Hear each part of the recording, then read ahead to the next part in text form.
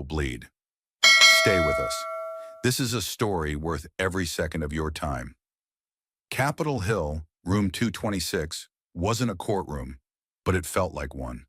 Mahogany panels glowed under the glare of cameras aimed like sniper scopes at the dais. The air buzzed with anticipation, a hum of power sharpening its edge. 7 million Americans were watching live. Senator Josh Hawley sat upright, tie crisp, jaw locked, rehearsed like a man ready to deliver a guilty verdict. He wasn't here to discuss policy. He was here for theater, for the clip that would go viral before noon. Behind him, aides clutched phones, ready to post the exact moment he cornered his opponent. But across from him sat someone he hadn't counted on. Representative Jasmine Crockett, calm, silent, turning pages in a thick binder, not to strike back, but to honor the names of those silenced long before this hearing. She stood out in every way, too bold, too direct, too unapologetically clear. She didn't come to blend in. Her pearl earrings were armor. Her indigo blazer defied the room's grayscale conformity. She didn't raise her voice because she didn't have to. She flew in overnight, skipped the glad-handing dinner, and studied through turbulence. Not for votes, but for the people in her district who never get a second chance. People evicted, ignored, criminalized. As Hawley prepared to turn urban America into his political punching bag, Crockett remained perfectly still, her silence heavy with purpose. She wasn't waiting to respond. She was preparing to break the narrative. Every screen in the country showed the same frame. A black congresswoman sitting alone on one side of the table, surrounded by men who had already written the script for her. The trap was familiar. Hawley had used it before. Framed cities as crime-ridden, broken, unworthy. Blame progressive policies, say personal responsibility like it was a weapon. And when the camera pans, make sure the face next to that accusation looks like hers. It wasn't just about race. It was about perception, about feeding an audience that wanted to believe that cities like hers were doomed because people like her were in charge. She could see it unfolding in real time. Every pause choreographed, every question rehearsed. But what Hawley didn't realize was that Crockett hadn't come to play defense. She had come to unwrite the script. Then, like the snap of a gavel before a sentence, it came. Hawley shifted in his chair, fingers steepled, voice controlled to the point of cruelty.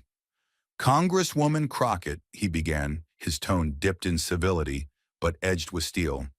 "You've asked this body more than once for increased funding to cities like Dallas and Chicago. Yet violence continues. Gun crimes are rising. Streets are less safe. So I ask you plainly, what do you say to the families who've lost their children to bullets under policies you've championed? What do you say to the mother who laid her son to rest because leaders like you made their cities unlivable?" It didn't echo. It didn't need to. The silence that followed was sharper than any sound. Every staffer paused mid-pen. One senator blinked, stunned by the bluntness. Cameras zoomed slightly, as if the lens itself had recoiled. The room hadn't gone quiet because of reverence, but because of shock. It wasn't a question. It was an accusation dressed as inquiry, a political bullet loaded and fired in plain sight. Hawley hadn't asked because he wanted an answer. He asked to pin a death toll on a woman's shoulders and hoped she buckled. He didn't mention the bills he voted against, those meant to fund community intervention, youth employment, or housing stabilization. He didn't mention the millions stripped from schools or the hollowed-out budgets that left public safety to fray like threadbare rope. He didn't mention how many times she had stood alone, fighting to stop cities from being starved of resources, only to be dismissed as playing politics. Now he sat there demanding an explanation for wounds his own hands helped carve, and across from him, Jasmine Crockett did not blink. She didn't rush to answer, didn't shift in her seat, but her jaw tightened, just slightly. Her binder lay open before her, names and faces in black ink, each one a life she'd carried into that room. She wasn't just hearing Hawley's words. She was hearing the ghosts behind them, the students lost to stray bullets, the single mothers who slept with furniture against their doors, the fathers who worked 3 jobs and still couldn't keep the lights on. This wasn't a debate about policy. It was a test of whether she'd let her community be turned into political theater. Whether she'd stand silent while a man who had never walked those streets used their grief as a stepping stone. But Jasmine Crockett knew what this was. It was a setup, a provocation, a moment designed to paint her district as a failure and herself as its symbol. And yet, in the stillness of that second, she made a decision. If they were going to invoke her people's pain, then she was going to speak in a language they couldn't erase. Truth, data, and memory. Josh Hawley had come for blood, but what he'd just done was awaken something far more dangerous. A woman who remembered everything and had nothing left to prove. But Hawley hadn't landed the blow he thought he had. His words hung in the air like smoke from a spent cartridge, meant to choke, to linger, to stain. But Jasmine Crockett didn't flinch. No flash of outrage, no flicker of wounded pride. Instead, she looked at him, slowly, deliberately, like a surgeon studying a wound she'd seen too many times before. Her expression was unreadable, her body language composed with the kind of stillness that makes people lean in, anticipating the explosion that never comes. The cameras caught it, every second of her silence, every beat of control.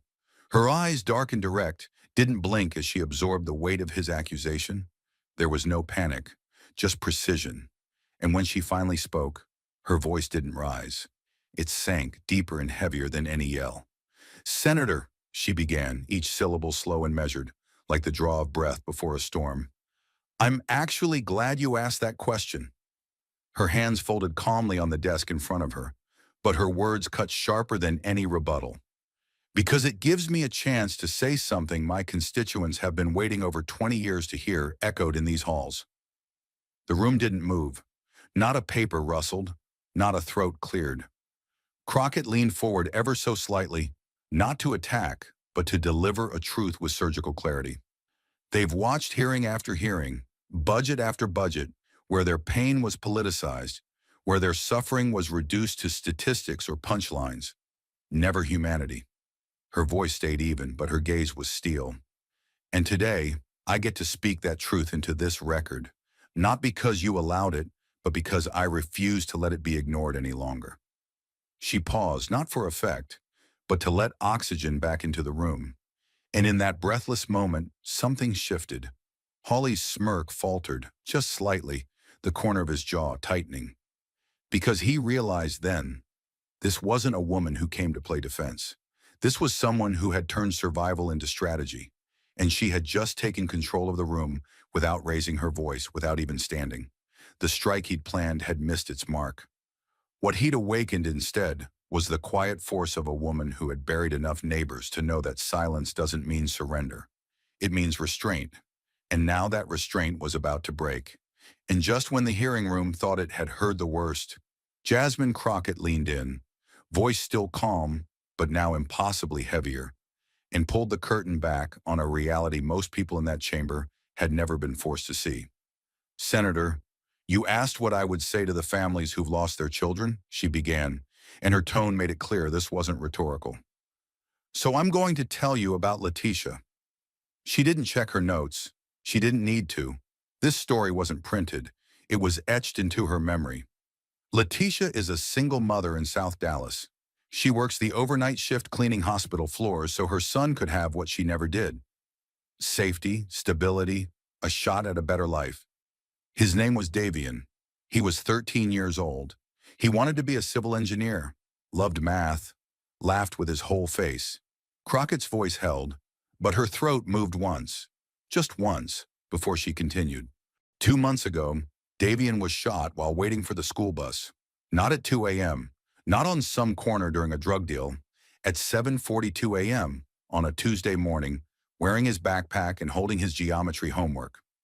She paused just long enough for that image to settle into the minds of those listening. The streetlight at that corner hadn't worked since 2020. The security camera in front of the corner store was shattered. The school he used to attend was closed due to budget cuts.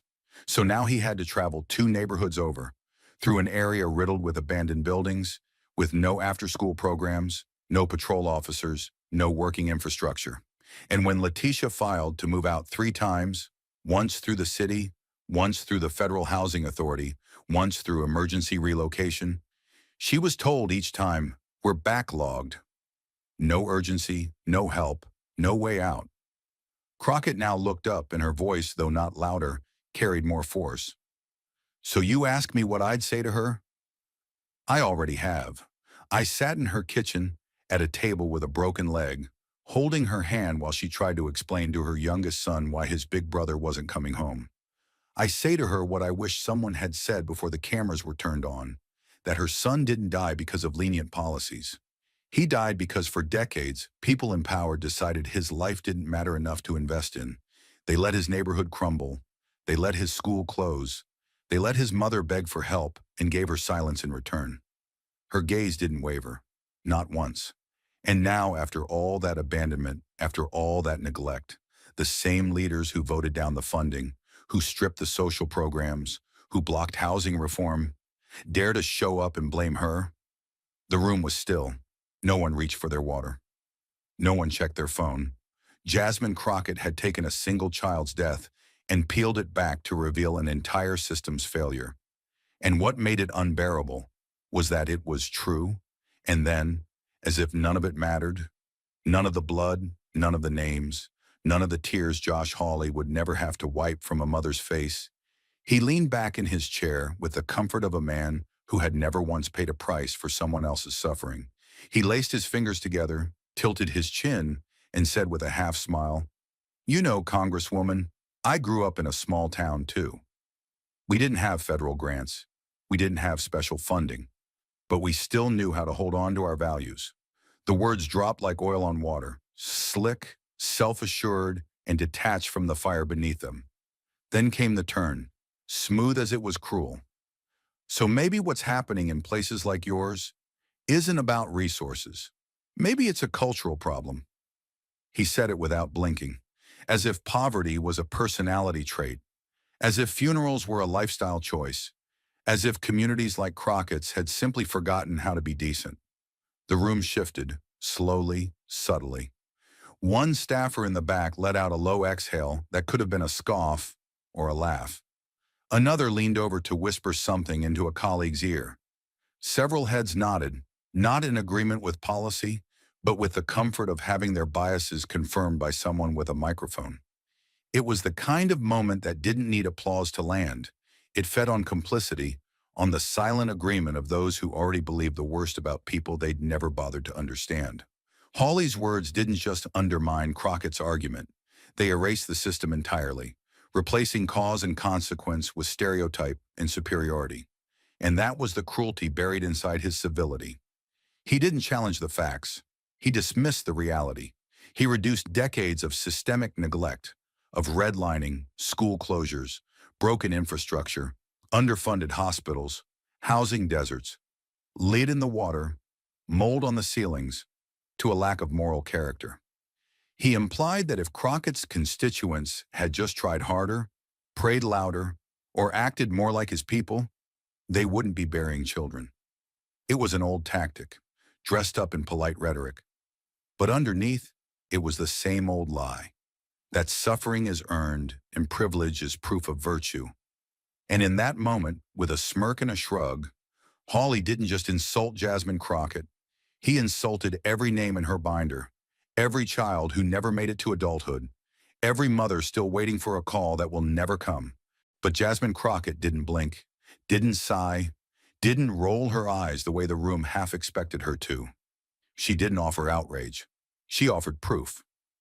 With the same quiet composure she'd carried since the hearing began, she reached into her binder and pulled out a document. One page, crisp and carefully highlighted, the official seal of the U.S. Department of Justice stamped clearly in the corner. She laid it flat on the desk before her, slid it forward just far enough for the camera to catch it, then looked up at Hawley, not with defiance but with surgical intent. "Since we're measuring morality," she said, her voice low and steady, "let's start with numbers." Her hand hovered briefly over the bolded line in yellow.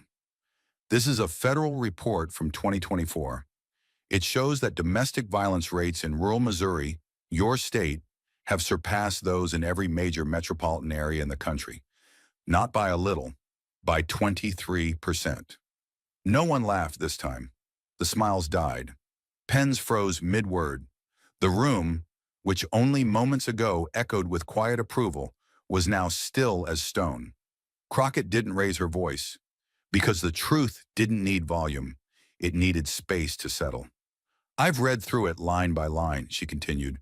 "Boone County, Gasconade, Washington County, places where shelters are overrun, where victims have no access to support services, and where your office has consistently voted against funding the very programs that could help them." She leaned in slightly, not confrontational, but unwavering. "You want to talk about values? About culture? Fine. Let's talk about what it means to be trapped in a home with your abuser, because the nearest crisis center is 70 miles away, and your broadband doesn't work well enough to call for help." Then came the pivot, slow, intentional, and devastating. "Because poverty, Senator, does not check your voting record before it shows up. It doesn't ask if you're red or blue. It doesn't care if your front yard has a flag or a foreclosure notice. It finds you. Whether you're living in a roach-infested apartment in South Dallas or a mobile home in Dent County." She didn't look at the chairwoman, didn't scan the audience. Her focus stayed locked, not just on Hawley, but on the invisible wall he'd tried to build between her constituents and his. "And morality," she said, her voice like a scalpel now. "It doesn't live in small towns or big cities. It doesn't favor churches over shelters or country roads over urban blocks. It lives or dies based on what we're willing to fund, protect, and fight for." Then she paused and delivered the line that pierced the silence like thunder. "Poverty doesn't recognize zip codes, and morality doesn't live on a voting map." No one moved. The temperature in the room had changed, not from heat, but from clarity. Crockett had taken the lie Hawley wrapped in nostalgia and peeled it apart until all that remained was a truth too plain to ignore: that suffering doesn't belong to one party, one region, or one race. And the only real divide is who gets shamed for it and who gets saved. And if there was still anyone in that hearing room clinging to the false comfort that these problems were limited to cities like Dallas or Detroit, Jasmine Crockett dismantled that illusion with clinical precision. Her voice, calm but resolute, carried the quiet force of someone who didn't need to yell to be undeniable. She turned to the next section of her binder, marked in red, not for drama, but for urgency. "Let's talk about Missouri, Senator," she said evenly. "Not hypothetically, not in campaign slogans. Let's talk about the counties you were elected to protect." She flipped the page and read aloud without glancing at Hawley. "Pulaski County, home to thousands of military families.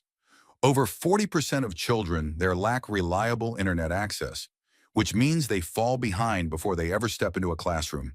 And when schools go remote, they disappear completely. No broadband, no tablets, just silence." She didn't pause for reaction. She kept going, faster now, like peeling bandages off wounds the room would rather ignore. "Reynolds County, opioid overdoses up 400% in the past 5 years. One pharmacist for every 2,000 residents. No detox center. No mental health clinic within a 50-mile radius." Her fingers didn't shake, but her voice thickened slightly.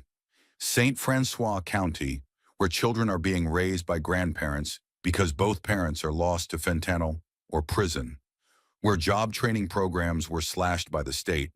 Where local food banks report they're serving people with full-time jobs who still can't afford milk." She turned one more page. "And Ripley County, no full-service grocery store since 2021. The nearest hospital with a working maternity unit, 90 minutes away." Now she looked up, eyes locking with Hawley's. The power in her delivery came not from anger, but from the unbearable weight of truth delivered without embellishment. "These are your counties, Senator, your people. You represent them in name. But when they suffer, you vanish in silence. You say the problem is cultural. I say it's legislative. You say it's about values. I say it's about resources. You say they just need to work harder, while voting against every single program that might give them a chance to breathe." The room was no longer neutral. It was caught somewhere between discomfort and revelation. Crockett hadn't attacked his record. She had exposed his absence. And more than that, she had drawn a direct, unflinching line between the neglected children of rural Missouri and the silenced voices of her own district. Different landscapes, same abandonment. And this time, someone had the courage to say it out loud.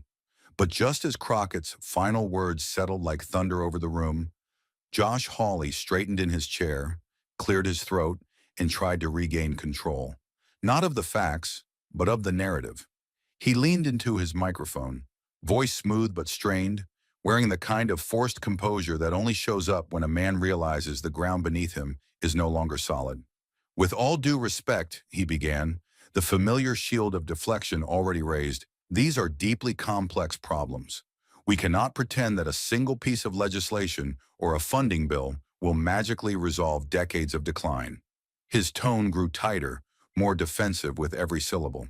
There are cultural dynamics at play, personal choices, family structures, communities that have to take ownership of their own futures. He shifted in his seat, hands clasped a little too tightly, knuckles pale. Throwing more money at broken systems hasn't fixed anything. We need to get back to the values that built this country. Self-reliance, personal responsibility, local solutions. A few heads nodded, tired reflexes from those who didn't want to follow where Crockett's truth had led. But the tension in the room didn't ease. If anything, it grew more brittle. Hawley's words weren't answers. They were retreat. He wasn't responding to the data. He was retreating into ideology, as if Crockett had come with a theory and not with names, counties, numbers, and graves. As if her evidence could be brushed aside by nostalgia masquerading as policy. We've seen what happens, Hawley continued, when the federal government tries to run every local community from Washington. It doesn't work. We empower families by getting Washington out of the way, not by writing bigger checks. His smile was slight, but it didn't reach his eyes. Because he knew, and everyone watching knew, that he hadn't dismantled her argument. He had simply refused to carry its weight. But Jasmine Crockett wasn't going to let Senator Hawley retreat behind platitudes and vague ideals without being held accountable for the concrete harm he'd helped cause. As soon as he leaned on the old narrative of personal responsibility and local solutions, she reached again for her binder, not for effect, but for evidence. Senator, she said, her voice low but deliberate, we're not talking about abstract theories. We're talking about your votes, your choices, your record. She flipped open a marked tab and pulled out a short list, not of talking points, but of bills Hawley had personally opposed. You voted no on the COVID Community Recovery Fund. That was a bill designed to send targeted relief to the neighborhoods hit hardest by the pandemic, many of them in your own state, places where hospitals overflowed and businesses collapsed. You said it was too expensive. She turned another page, her voice steady but cutting. You voted no on the Affordable Housing for Homeless Veterans Act. That bill would have built and restored permanent housing for men and women who wore the same uniform you claim to respect. It wasn't just about shelter, it was about restoring dignity. But you said it was wasteful spending. A third page, another silence. And you voted no on the Rural Student Mental Health Support Act. That legislation would have placed licensed counselors in under-resourced schools in counties where suicide rates among teens are climbing. Places where the nearest therapist is an hour's drive away, if the family even has a car. Then she looked up, not with anger, but with a calm so controlled it felt like a loaded weapon. And now you sit here and ask why people in those same communities are struggling? She said, voice tightening just enough to draw the room closer. You can't vote against clean water and then shake your head when people get sick. You can't gut housing programs and then pretend to be shocked by rising homelessness. You can't block funding for mental health and then call it a culture problem when kids take their own lives. She let that sit for just a beat. Then, you don't get to take away the oxygen and blame people for not knowing how to swim. There was no need to raise her voice, because in that moment the entire room had already drowned in the weight of what she'd just exposed. The weight of the data had been delivered. The hypocrisy had been named. The room was still reeling when Jasmine Crockett, without shifting her tone or breaking her rhythm, did something no chart or policy paper could ever accomplish. She made it personal. Her voice lowered, not from weakness, but from the quiet force of memory. Let me tell you why I fight the way I do, she said, folding her hands as if steadying something inside herself. When I was 14, my family lost our home. Not because we didn't pay rent, but because we were locked out of opportunity from the start. My parents worked. They did everything they were supposed to, but the housing authority in our area prioritized new developments over existing communities. They called it revitalization. But to us, it was eviction with a pretty name. The words didn't crack, but they carried the weight of something lived, not studied. We lived in a truck for 3 months, she continued, her eyes now scanning the room, daring anyone to look away. A red Chevy Suburban. My mother kept our clothes folded in plastic bins in the trunk. We parked in church lots, behind gas stations, sometimes outside a Walmart where the lights stayed on through the night. I did my homework in the front seat, using the dashboard as a desk. I washed my school uniform at a laundromat on Jefferson Street, paid for in quarters my dad saved from tips. There was no dramatization, no swelling violins, just the kind of quiet, vivid truth that makes even the most hardened policy wonk forget their bullet points. I remember sitting under a street lamp trying to finish a practice exam by the deadline, because the public library closed at 6. I remember being too ashamed to tell my friends why I always said I'll get a ride, because there was no house to go home to. The hearing room remained silent, not out of politeness, but because the air had shifted again. The committee chamber had become something it rarely did, a place of reckoning.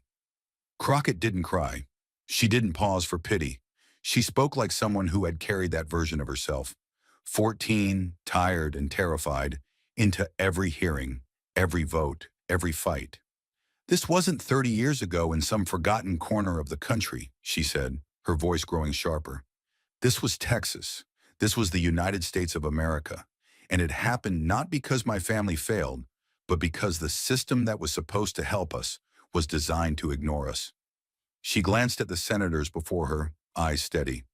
The housing wait list had 1,000 names on it.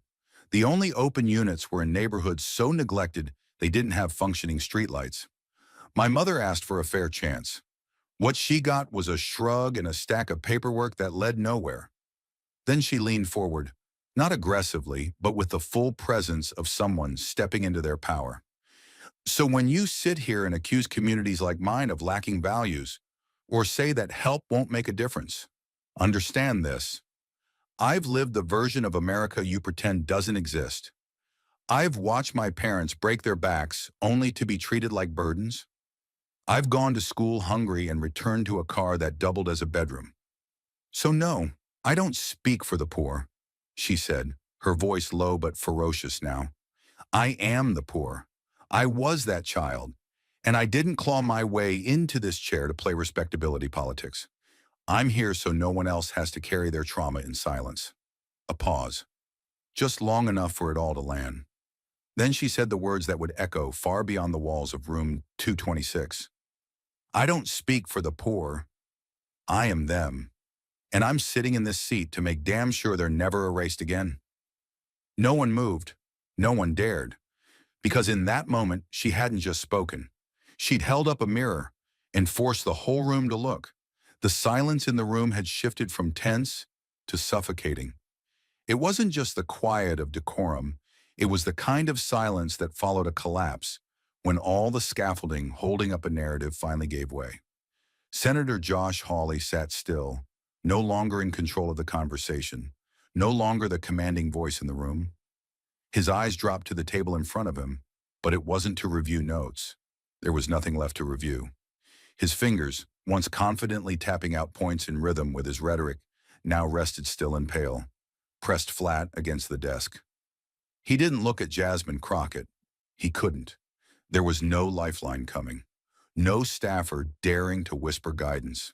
No camera cutting away to distract from what had just happened. For the first time since the hearing began, Hawley wasn't speaking. He was hiding.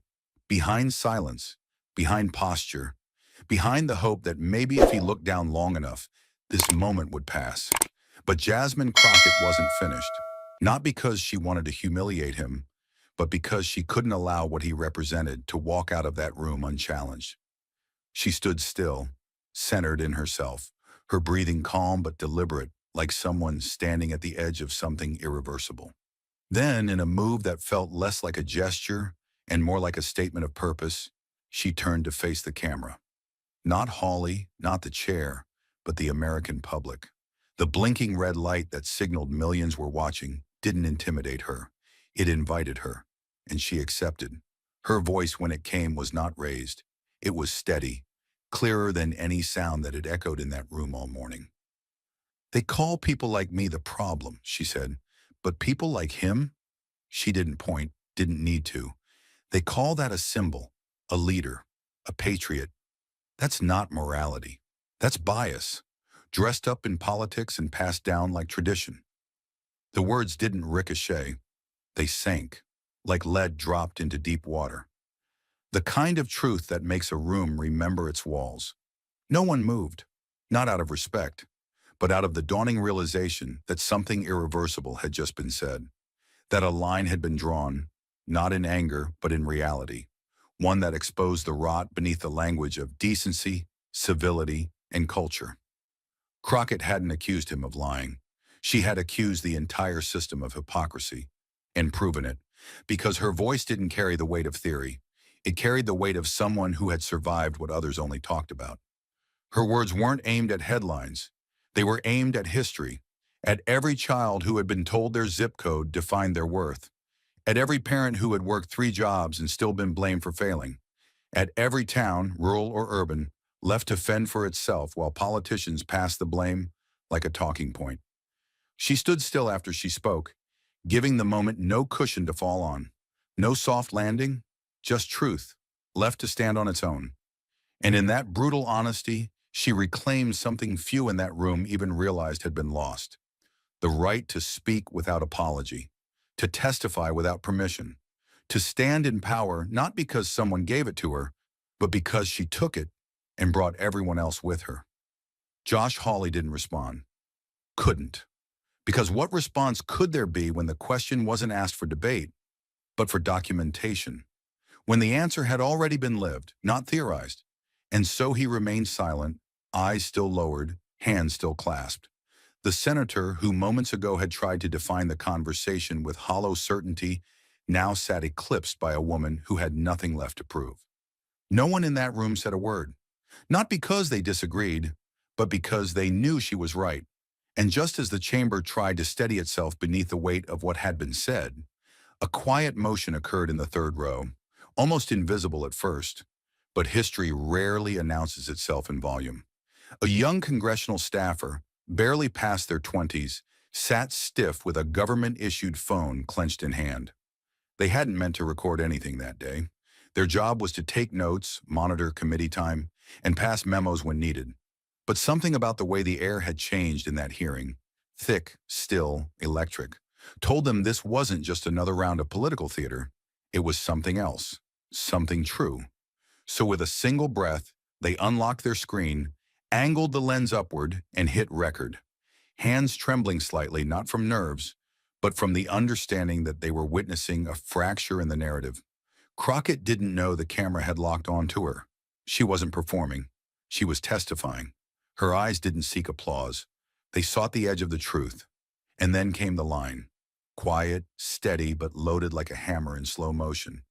You don't get to stand on a podium and preach morality while voting against the very survival of the people underneath it. The words didn't echo. They sank, slow, leaden, inescapable. No one spoke. No one dared. Even the official court reporter paused slightly before typing, as if giving the sentence room to live on its own. It wasn't just a call-out. It was an indictment. Not of one man, but of a system that had long hidden behind speeches while pulling the rug from under those with nothing left to lose. The sentence didn't require context.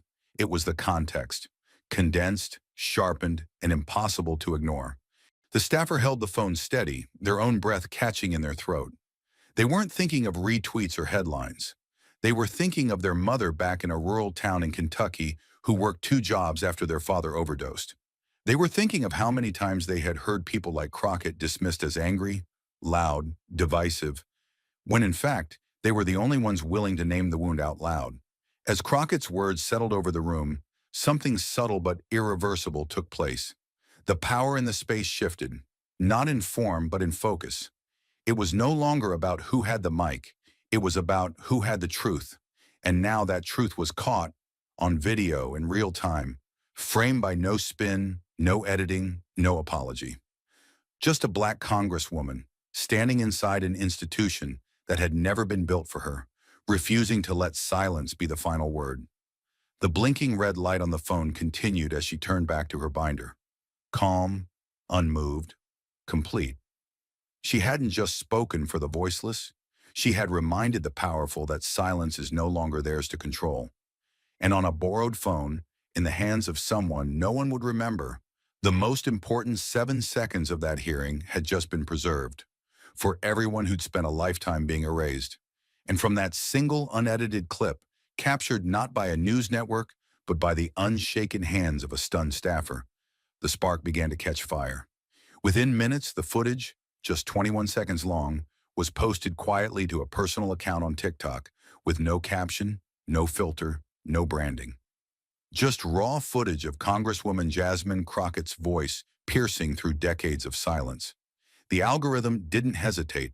By the time the staffer logged out of the app and walked out of room 226, the view count had already passed 100,000. By the time they reached the elevator, it had crossed 1 million. The comments section exploded, not with noise but with recognition.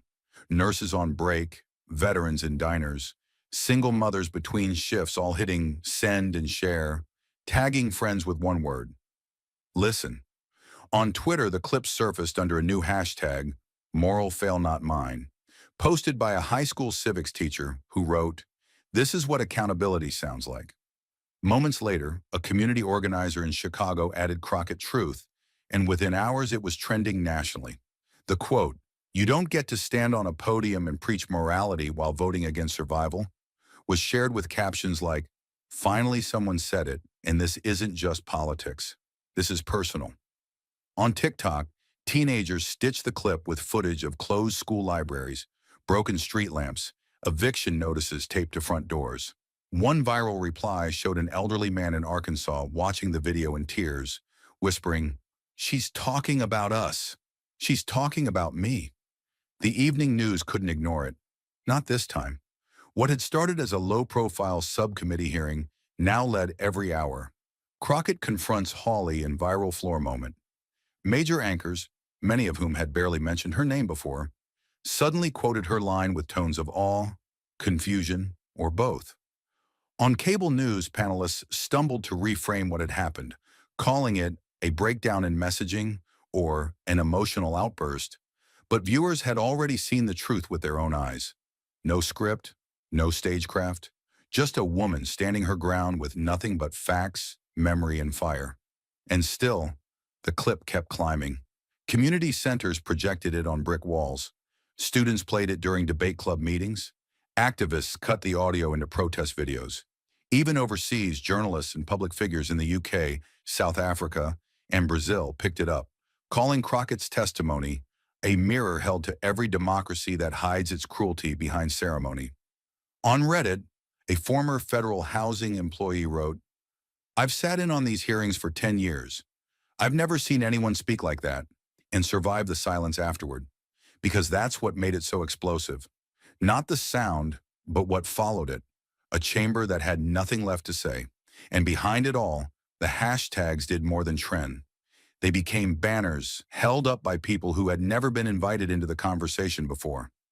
People who had long been told to wait, to sit quietly, to accept moral lectures from those who had never once lived with the consequences of their policies." Jasmine Crockett's words didn't just go viral, they unlocked something. A collective understanding, a shared fury, a quiet rising power that was tired of asking for permission to be heard. And now that the story had broken through, no headline could control it, no party could claim it, and no senator, especially not Josh Hawley, could ever again say they hadn't been told the truth.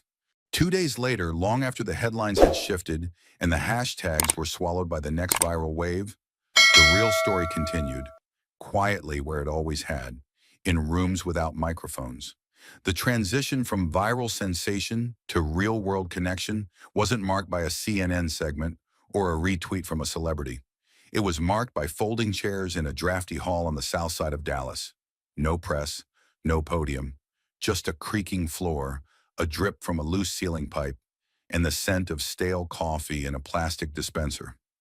Jasmine Crockett arrived the way she always had in her district, not with an entourage, but with a binder under her arm and her sleeves rolled up to her elbows. She moved through the crowd like a neighbor, not a headline. People didn't rush her. They watched her. Some had seen the clip. Others had only heard. But all of them had the same question written across their faces. Did any of it matter? The walls of the community center were faded, the paint chipped from years of use, and not enough funding. Handwritten signs for after-school programs were taped alongside flyers for eviction defense hotlines. Kids darted in and out from a side room where someone had donated coloring books. Elders sat in the front row, backs straight despite decades of work, watching Crockett not like an official, but like a daughter who had made it out and come back. She greeted them all the same way she had in courtrooms and kitchens and gas station parking lots, with a voice that didn't pretend. Then she stood at the front, not on a stage, just near a folding table where the coffee sat half full, and took questions. The man who stood up was maybe in his late 60s. His shirt was clean but worn, collar frayed. The type of man who'd worked the same job for 40 years until the plant closed and the benefits vanished behind a corporate merger. He didn't speak like a man looking for drama. He spoke like someone who had carried disappointment for so long and no longer cracked his voice. "I saw what you said," he began. "Watched it twice, maybe 3 times. I didn't think they'd let you finish, but you did." The room chuckled lightly, but then his voice steadied. "My question is simple, ma'am. Did it change anything? I mean, did it really change anything?" The pause that followed wasn't dramatic. It was sacred, because it was the question everyone wanted to ask, but never knew how. Crockett didn't answer right away. She looked at him the way one looks at someone they've met before, even if they haven't. Then she took a slow breath, stepped forward, and met the moment not with a political line, but with something far riskier: honesty. "No," she said softly, "I don't think it changed them." She let the words sit, not to deflate hope, but to clear room for something real. But it changed something else. Her eyes scanned the room, not the ceiling, not the floor, them. "It made people like you feel seen. It made people like my mother and your neighbors, and that young man who called my office last week, stop wondering if they were invisible." A few nods moved through the chairs like a breeze. "I didn't say those words in that room because I thought they'd listen. I said them because I needed you to hear them." Her tone grew firmer, not louder. "We've been told for decades that our struggles are our fault, that our poverty is a moral failing, that if we just worked harder, prayed harder, waited longer, things would fix themselves. Meanwhile, our neighborhoods were left behind. Our schools were closed. Our rent went up while our wages stayed frozen. And when we cried out, they gave us lectures instead of help." She leaned against the table now, hands braced slightly. "But what I said that day, it wasn't permission. It was a promise. A promise that I will not let them tell our story without us in the room anymore." The man who'd asked the question didn't nod right away. He looked down at his boots for a long second, then back up. "That's all I needed to hear," he said quietly. And in that moment, the silence that followed wasn't heavy. It was whole. Crockett didn't rush to continue. She didn't pivot to the next question. Instead, she turned and pointed to the side of the room where a whiteboard listed requests from community members: housing issues, school board concerns, denied applications for federal assistance. "This," she said, "is what matters. Not the headlines, not the cameras. This right here. And I didn't go to Washington to be viral. I went to make sure every single thing on that board gets a damn response." She walked toward it and grabbed a dry erase marker, drawing a line underneath the last name, written in faded ink. "No one gets erased," she said. "Not anymore." And in that hall, where the linoleum curled up at the corners and the air conditioner buzzed too loud, something took root. Not change in a sweeping, cinematic sense, but something quieter, deeper: belief, not in institutions, but in each other. In the truth that sometimes one sentence, spoken at the right time, in the right place by someone who refused to sit down, was the change. And for the first time in a long time, no one in that room felt like they were on the outside looking in. They were seen. They were heard, and they were finally part of the record. The chairs had been stacked, the clipboards collected, the coffee cold in its plastic dispenser. The community center was quiet now, the kind of quiet that only follows after something true has been said. Jasmine Crockett stood near the whiteboard, her blazer slung over one chair, sleeves rolled to her elbows, scanning the names scribbled in fading marker. A few volunteers remained, chatting softly as they packed up folding tables and bagged up leftover snacks. It had been a long day, but she didn't want to leave just yet. Something about the room felt unfinished.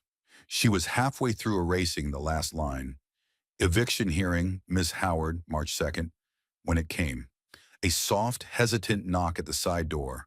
Not the front, where attendees had come and gone, but the side, half hidden behind a rack of donated coats and a bulletin board pinned with old job postings. Jasmine turned instinctively. No one else moved. The knock came again, gentle but steady. She crossed the room, heart picking up in a way she couldn't quite name, and pulled the door open. There stood a woman, mid-20s maybe, though the lines under her eyes aged her by a decade.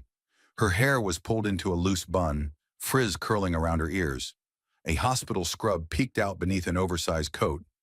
In one arm, she carried a sleeping child, no more than 4, cheeks flushed, head buried into her shoulder. In the other hand, she clutched a thick manila folder. Her grip on it was tight, like she'd rehearsed handing it over too many times and was still waiting for someone to care. I'm sorry, I didn't want to interrupt, the woman said quietly, her voice rough with exhaustion. I wasn't at the meeting. I couldn't leave work in time. But I came because I saw what you said on TV. And I didn't know where else to go. Jasmine stepped aside without a word and motioned her in. The woman hesitated, shifting the child's weight slightly, then crossed the threshold like someone entering sacred ground. Jasmine led her to a quiet corner near the now empty snack table. One of the volunteers, seeing the child, quietly fetched a blanket and draped it over a chair. The woman sat slowly, careful not to wake her son. Jasmine pulled up a chair beside her. My name's Marissa, the woman said, eyes not meeting hers. This is Elias. He's got asthma. He missed his last 2 appointments because the clinic said they couldn't schedule him without a permanent address on file. I told them we were staying with my cousin, but they said the shelter counted as a different district. Her voice cracked, not from emotion but from restraint. I brought this. She slid the folder across the table. Jasmine opened it carefully. Inside were eviction notices, hospital intake forms, a torn food stamp rejection letter, a job application returned with a red stamp that read, incomplete proof of address required. There was also a letter, dated 9 months earlier, addressed to a different congressman, requesting help with Section 8 processing delays. The envelope was still inside. It had never been opened. Jasmine didn't ask what happened. She knew. This wasn't a story she had to imagine. It was one she'd lived in variations too many times to count. I know I'm not from your district, Marissa said, voice barely above a whisper. I just thought you'd understand. You sounded like you did. Jasmine nodded slowly. I do. They sat in silence for a moment, the kind that felt heavy but safe. Elias stirred slightly in his sleep, letting out a soft breath before settling again. I work nights, Marissa said suddenly. I clean floors in the pediatric wing at County General. I walk there from the shelter after Elias falls asleep. Some nights, I don't even clock out before coming back to get him ready for preschool. If they find out I'm using my cousin's address on paperwork again, they'll pull my application. She paused. I'm not asking for favors. I just want someone to see us. Jasmine reached into her own bag and pulled out a small notebook. Not her official congressional planner, the leather-bound one her aides preferred. Just a beat-up moleskin, corners curled, pages filled with names and numbers. She flipped to a clean page and wrote down Marissa J., Elias, Housing, Medical Access, District 31. I'm going to make some calls for you, she said softly. Not promises, not speeches, just calls. The kind that shake trees. Marissa's shoulders trembled, not from sadness, but from the unfamiliar sensation of not being dismissed. Jasmine closed the folder and handed it back. Keep this. You might need it again, but next time, you'll have someone else's name on the line too. Marissa nodded, blinking quickly. Then Jasmine did something she rarely did in public. She reached across the table and took the young woman's hand in hers. It wasn't performative. It wasn't political. It was the simplest, oldest form of resistance, human connection. They've built a system where survival feels like a test, she said, and they've rigged it so people like you are always just one mistake away from falling through the cracks. But here's the thing. They forgot that cracks let light through, and I intend to let a lot more in. A long silence followed. Marissa rose, still cradling her child. Thank you, she said, and then after a pause, not for the help, for seeing us. Jasmine walked her to the door, watched her disappear into the cold night, then returned to her chair. The volunteers had gone. The room was quiet again. She sat for a while, staring at the name still faintly visible on the whiteboard, and wrote one more at the bottom in black marker, Elias, Asthma Clinic, permanent address pending.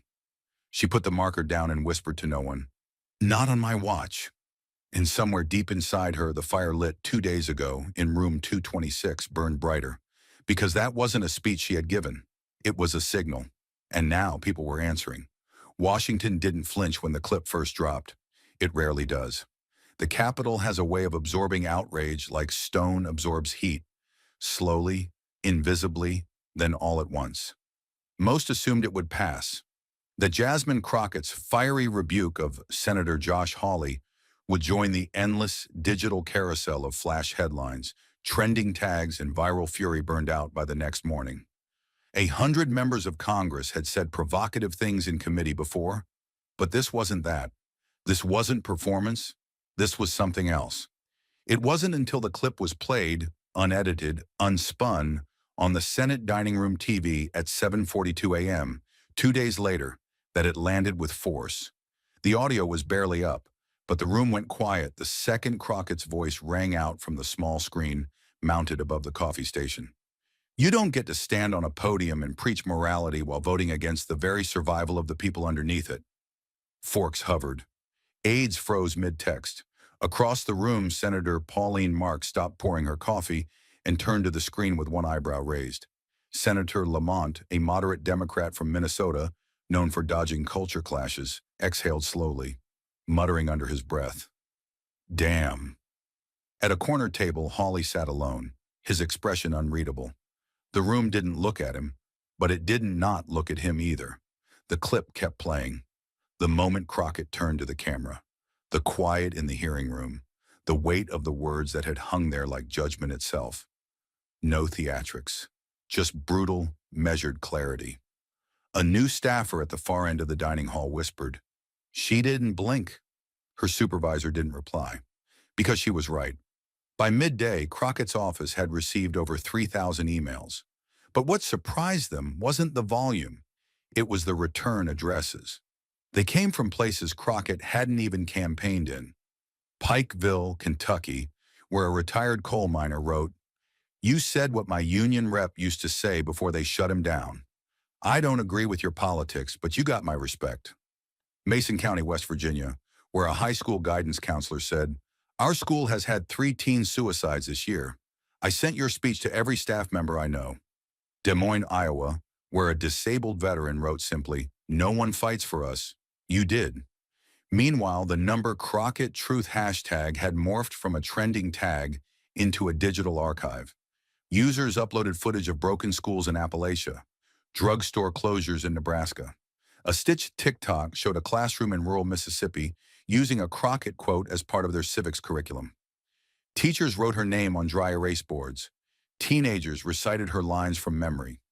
A group of volunteers in Kansas created a website cataloging every bill Hawley had voted against that directly impacted struggling counties, and credited Crockett for inspiring them. And then came the call, not from a news anchor, not from a party boss, from Reverend Elijah Ford, a civil rights icon, living legend. He'd marched with King, he'd buried organizers. He didn't call members of Congress, he summoned them. The voice on Crockett's cell was deep and direct. "Congresswoman, I saw your fire. You lit it where they don't want it burning. Don't let them put it out with ceremony and handshakes." She didn't know how to respond, so she simply said, "Thank you, sir." He replied, "Don't thank me." Finish it. Back in the Capitol, her colleagues began to take notice. Not because they were inspired, but because they were nervous. Nervous about how she had spoken truths without asking permission. Nervous about how cleanly she had drawn the lines they'd spent careers smudging. A few whispered in private, "She'll never get another bill out of committee." Others said, "She just tanked her future." One strategist was overheard saying, "That woman doesn't know how to play the game."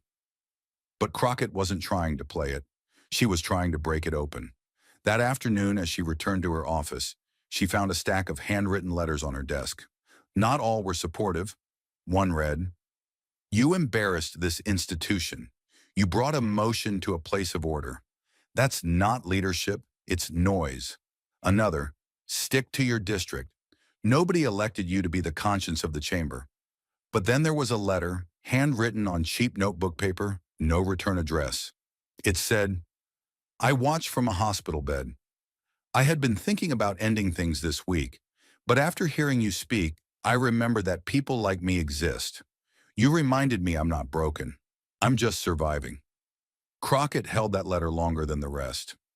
Later that evening, on a floor vote concerning school nutrition programs, she crossed paths with Hawley. He didn't look at her, didn't nod, but as they passed, he said under his breath, "You made your point." She didn't stop walking, but she did reply without turning her head, "It wasn't for you." Outside the chamber, reporters waited, microphones angled, but Crockett didn't stop to feed the noise.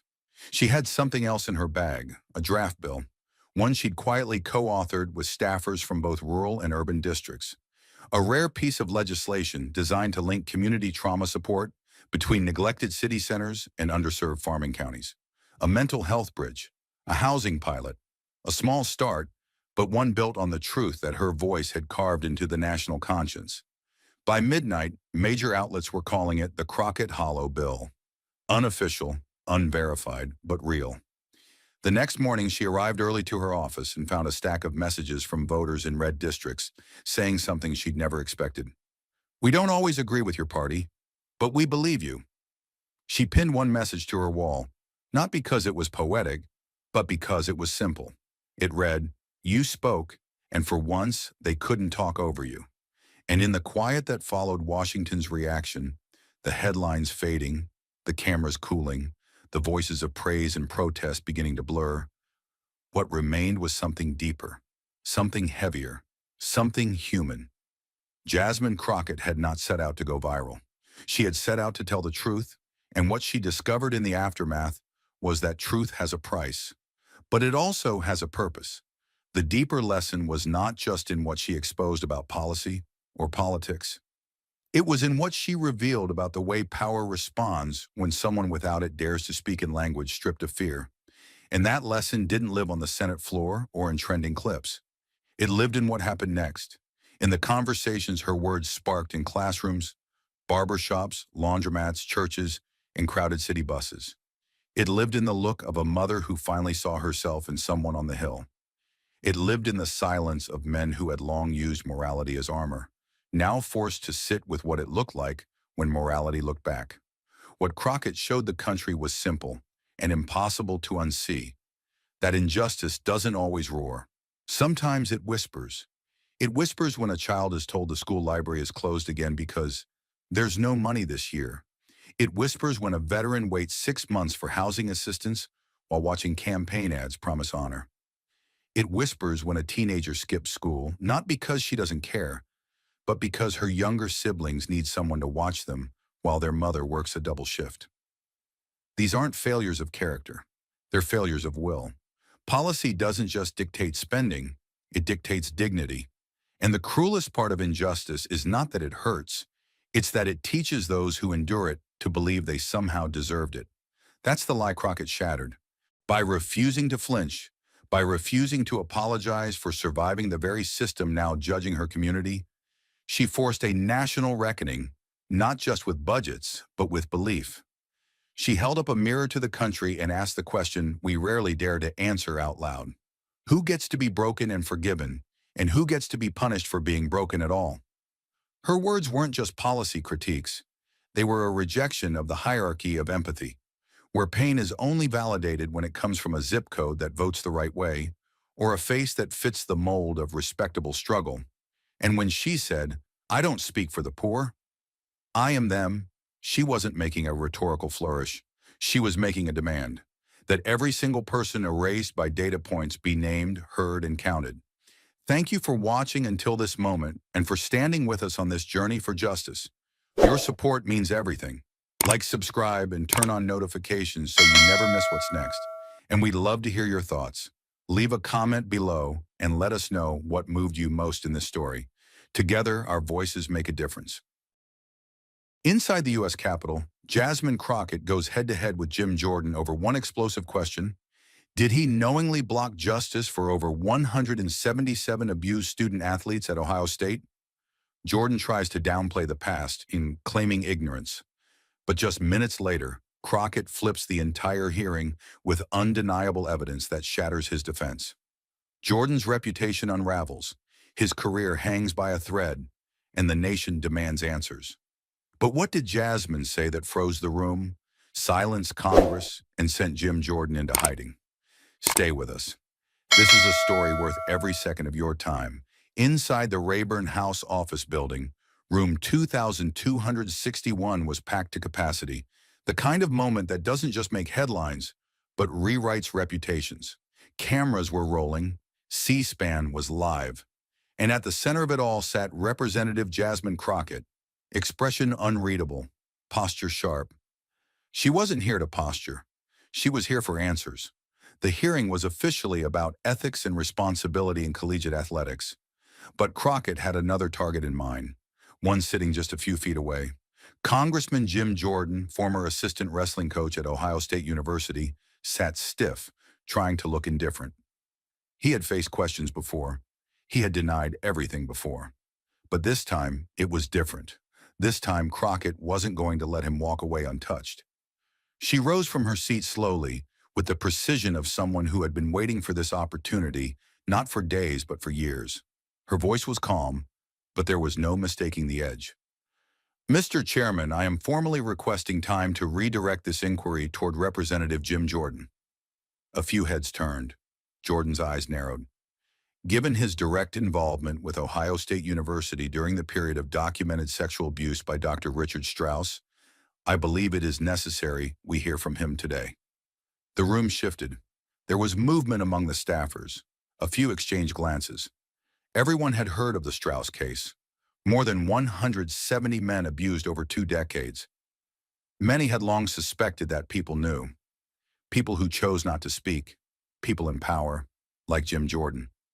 Jordan leaned forward, adjusted his mic, and gave a familiar response. "Congresswoman Crockett, with all due respect, I've said it before, and I'll say it again. I never saw or heard anything inappropriate, ever." Crockett didn't break eye contact. That's a strong statement, but I want the American people to know what that silence really means. She opened a heavy folder, placing it gently in front of her. On the front cover, in bold red letters, it read, "Victims of Dr. Strauss. Confirmed reports, 1978 to 1998. She looked directly at Jordan. "You were a coach. You had an office down the hall. You showered in the same locker rooms. And you're telling this committee you never once noticed a pattern? Never once heard a student complain? Not one?" Jordan shifted in his seat. His face tightened. "I've already addressed this publicly." Crockett's voice lowered, but her words became even clearer. "Let me address it publicly for you. These aren't accusations from anonymous blogs. These are testimonies from grown men, some of whom were just teenagers when it happened, saying they came to you for help, and you brushed them off. Or worse, laughed it off." She paused, letting the weight of the silence sink into the room. Then she continued, slower now. "This isn't about politics. This isn't about left or right. This is about boys, young men, who walked into college trusting the system would protect them. Trusting you, Coach Jordan, to protect them." Her hands moved to the stack of papers in front of her. "There are 177 names here. Real people, real stories. Some of them are still in therapy. Some of them have taken their own lives. What they share in common is this: they were hurt, They tried to speak up, and no one listened, especially not you. Jordan raised a hand slightly as if to object, but Crockett cut him off, firm, respectful, but unyielding. I'm not here to scream. I'm not here to shame. I'm here to ask one question, and I want a real answer. When did your silence become easier than their pain? The room was still. No one spoke. No one moved. And for the first time that day, Jim Jordan had nothing to say. Jasmine didn't raise her voice. She didn't need to. The truth was coming, through the voices of men who had waited half a lifetime to be believed. And in this room, packed with cameras and denial, she was about to give them the floor. She stepped to the side, reached for the laptop in front of her, and with a single deliberate keystroke, the courtroom monitors lit up. A grainy video began to play, dated, unpolished, but unmistakably real. On screen sat Mike DiSabato, the former Ohio State wrestler who first blew the whistle in 2018. His face was drawn, his voice hoarse, but his words cut with clarity. "We all knew about Strauss," he said plainly, staring down the camera. "And so did Coach Jordan. He was there when we joked about it. We thought it was just some twisted part of the program, but we knew. We were kids trying to make sense of something that never should have happened." He paused, eyes flicking away, then back. "I told him, Jim Jordan, directly. He knew." A hush fell over the room, not respectful, not procedural, but heavy, like the oxygen had been sucked out of the air. Jasmine didn't speak. She didn't glance at Jordan. Instead, she let the screen fade to black for a full 5 seconds before cueing the next clip. This time it was Dunyasha Yetz, younger in the video, but no less wounded. He leaned forward at the table, arms folded tight, as if bracing himself. "When I reported Strauss," he said slowly, "I didn't go to just anybody. I went to Coach Jordan. I told him what was happening. His response?" He paused, jaw tight. "Toughen up." That's what he told me. That it was part of the culture. That I should stop whining and focus on wrestling. He looked directly into the lens. That moment stuck with me. Not just because I was ignored, but because it told me how much silence was expected. When the video cut off, the room remained still. No coughs, no chair shuffling, not even the click of a reporter's keyboard. It was the kind of silence that only came when something inside a room broke, when denial met something it couldn't outrun. Jasmine finally turned her head, her voice quiet but resolute. "These aren't political attacks. These are testimonies, made under oath, on camera, by men who remember the exact words they heard when they asked for help." She looked directly at Jordan. "And those words came from you." The screen faded to black, but the silence it left behind was deafening. No one in the room moved, not because they didn't want to, but because they couldn't. It was the kind of silence that pressed against your chest and made breathing feel like betrayal. And in that silence, Jim Jordan finally snapped. He leaned forward sharply, his hand gripping the microphone, as if steadying himself. His voice, tense and edged with frustration, broke the stillness. "I don't remember any of that," he said. "I don't remember those conversations. I don't remember anyone coming to me with those kinds of allegations." He was louder now, less polished. The carefully managed tone he'd maintained all morning had given way to something raw. His face was tight, jaw clenched, eyes darting, not out of strength, but as if searching for an exit that wasn't there. "These people, these former athletes, they say things happened 25, 30 years ago. I coached a lot of guys. I can't be expected to remember every single thing that was said back then." His words came faster, as if outrunning something inside him. "I never ignored abuse. I never covered for anyone." For a few seconds, no one responded. Jasmine Crockett didn't speak right away. She didn't shift in her seat. She let the words hang, heavy and desperate, until the only thing left in the room was the sound of Jim Jordan trying to convince himself. Then calmly, she leaned into the microphone. Her tone was steady, controlled not because she lacked emotion, but because she had learned how to hold fire without letting it burn her. "They don't need you to remember, Congressman," she said quietly, but clearly enough that every syllable struck like a drumbeat. "They're not asking for your memory. They're asking for your accountability." The words were simple, but they carried the weight of every victim who had ever been told their pain didn't matter unless someone powerful could confirm it. She continued, her voice growing firmer. This isn't about the gaps in your memory. It's about the gap between what you knew and what you chose to do. She paused, eyes locked on him. You say you don't remember, but they do. They remember every look, every moment of humiliation, every time they reached out, hoping someone would stop it. And you were right there. Her final words weren't shouted. They didn't need to be. You can forget. They don't have that luxury. Behind her, the stack of names sat untouched, but no one in that room could ignore them now. She had let his denials echo long enough. Now it was time for something harder to erase. Something that didn't forget, didn't falter, and didn't come from memory. Paper. Jasmine didn't raise her voice. She didn't need to. Instead, she calmly slid a document across the polished surface of the table, letting it land directly in front of the microphone. The plastic sleeve reflected the fluorescent light above, like glass over a headstone. This, she said, her voice steady but cold, is a memorandum dated April 4th, 1994. It originated from the Ohio State Athletic Department, and it didn't whisper, it warned. She paused, scanning the room. In this memo, a staff athletic trainer expressed concern. No, more than concern, alarm, about repeated instances of inappropriate physical contact between Dr. Richard Strauss and multiple members of the wrestling team. Her eyes found Jordan. It didn't go to the press. It didn't go to lawyers. It went to your department, internally, directly. She took a breath, but it wasn't to pause. It was to sharpen. It was sent to the head wrestling coach. It was also sent to 2 assistant coaches. And finally, it was carbon copied, CC'd, to one other staff member, James D. Jordan. A murmur swept across the room. Jordan sat up, rigid, but said nothing. His face was pale, lips pressed into a line. Jasmine continued. Your name is here, not just whispered in testimony, not buried in memory, but printed, preserved, tied to a warning that was given 4 years before the first public lawsuit. She lifted the memo slightly, angling it toward the press box. This isn't hearsay. This isn't hindsight. This is contemporary documentation of a predator and proof that those around him were told. He looked for the nearest exit, not with his feet, but with his words. And when the evidence refused to vanish, Jim Jordan did what too many powerful men do when the truth corners them.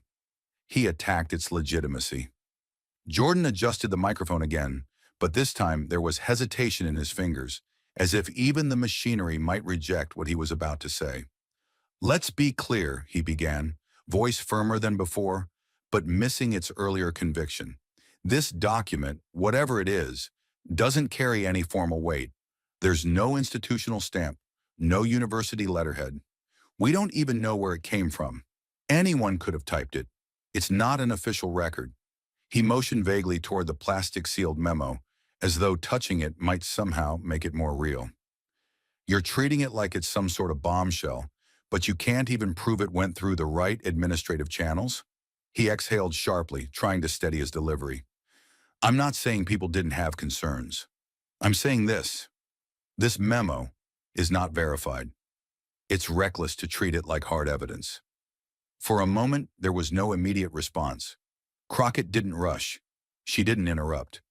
She simply allowed the air to tighten around his words until they started folding in on themselves. Then she spoke, soft, controlled, and with a clarity that left no room for interpretation. You're right. It's not stamped in gold. It doesn't have a watermark. It's not framed on a wall somewhere in the university president's office. She looked down at the memo, then back up, locking eyes with him. But neither were the boys who came to you. They didn't show up with paperwork. They came with bruises, with questions, with fear, and they were met with silence. Her voice didn't rise. It deepened, anchored by something heavier than anger. You want to hide behind technicalities? Fine, but technicalities don't erase accountability. That memo might not have a seal, Mr. Jordan, but it had your name, your initials. It didn't need to be certified to be read, and you were one of the people it was sent to. She paused, letting that sink in.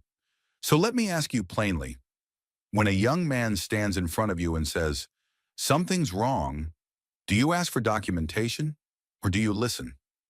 Her tone grew colder, not cruel but cutting. You didn't need a notarized complaint to know those kids were in pain. You needed eyes, ears, and the courage to do something. But you chose comfort. You chose silence. No one spoke.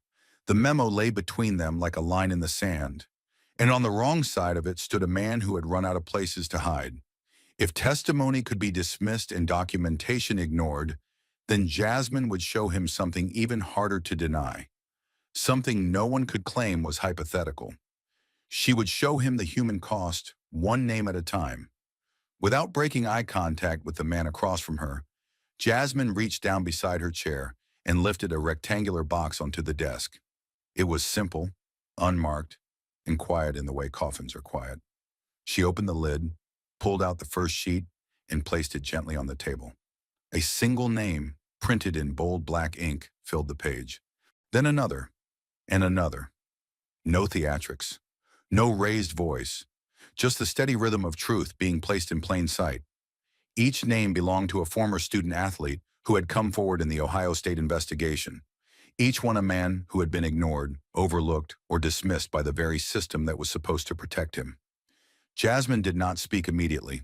She let the sound of paper on wood, soft but final, do what words couldn't. Then finally she spoke.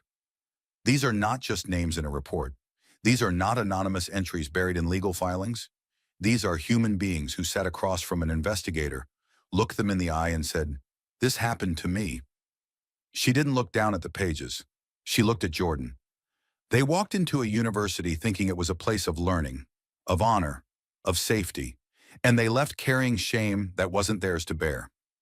She held up a page for the room to see. This one was a freshman. He reported Strauss to his trainer, and according to his account, that complaint went nowhere. She placed the page back down, softer this time, almost like she was tucking it in. He said he cried in the shower after practice for a month. Alone. Jordan sat motionless, but the tension in his shoulders betrayed him.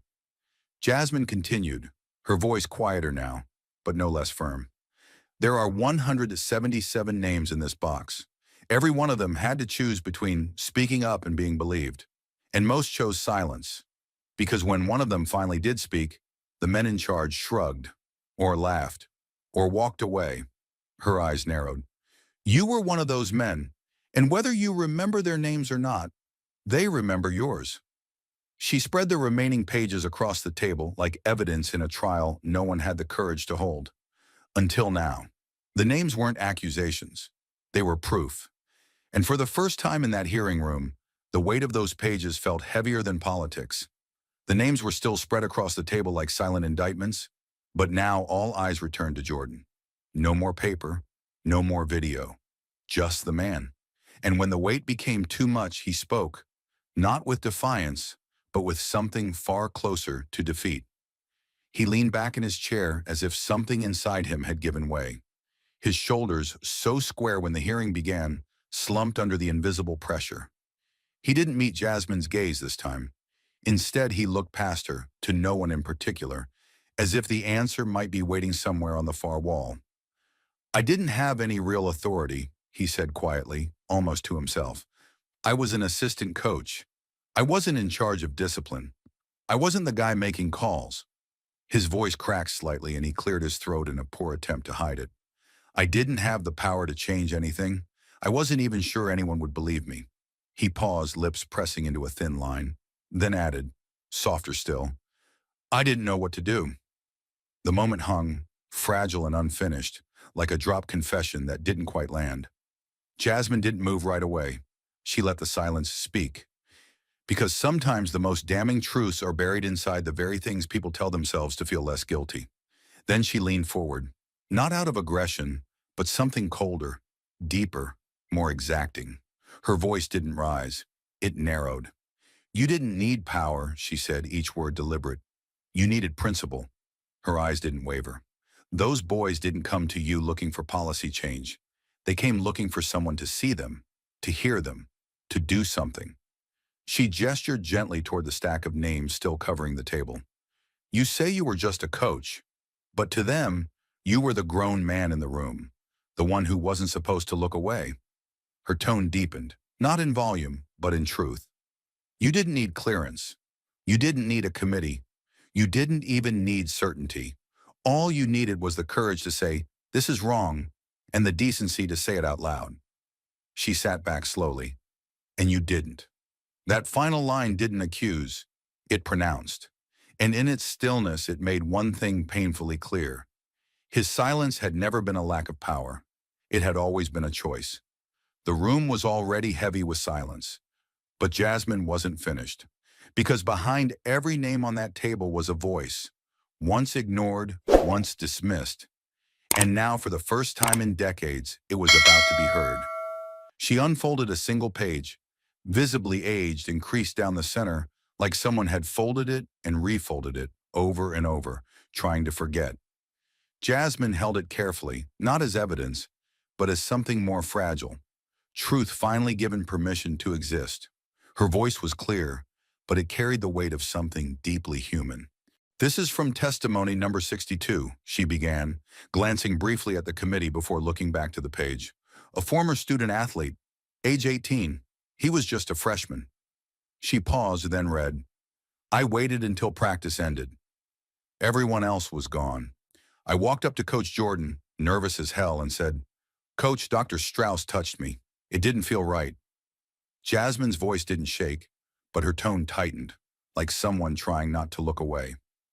"He looked at me, didn't even blink, and said, 'Don't talk like that. Don't make things up.'" She let the words sit in the air, unmoving. "He told me to stop overreacting, that Strauss was a doctor, and I should be grateful we had medical support at all." She folded the page again, slowly, and placed it back in the folder. That boy never spoke up again. For the next 2 decades, he carried what happened as if it was his fault. Jordan shifted. This time his face was red, not with anger, but pressure. He leaned in suddenly, breaking the tension like glass shattering on tile. "You're using their pain," he said, voice sharper now, not broken, but weaponized. "You're standing here reading stories from people who trusted a confidential investigation, not to get justice, but to boost your political image. You want airtime. You want applause. Don't act like this is about them. It's about you." He sat back, breathing harder, eyes darting, half at her, half at the cameras. His words had landed, but they didn't stick. Jasmine didn't flinch. In fact, she barely moved at all. She let the accusation breathe, then answered with something far more cutting than outrage. "Truth." "You think I'm here for attention?" she said, her voice low but unwavering. "If I wanted applause, I'd be telling people what they wanted to hear. But I'm not." She placed a hand on the folded page. "I'm telling this room what it chose to forget, what it buried, what it excused. And I'm saying it out loud because someone has to." She leaned forward now, not for effect, but to make sure he saw her clearly. "I don't want headlines. I want that 18-year-old boy to know he wasn't crazy, that his silence wasn't cowardice, that someone, finally, believes him." Her voice cracked slightly, but she didn't pull back. "I'm not trying to win. I'm trying to make sure no kid ever again walks into a locker room and leaves feeling smaller than when he arrived." The silence that followed wasn't awkward. It was sacred. No one reached for a phone. No one whispered. Because in that moment, what had begun as a hearing had become something else entirely. A reckoning. The weight in the room was already unbearable.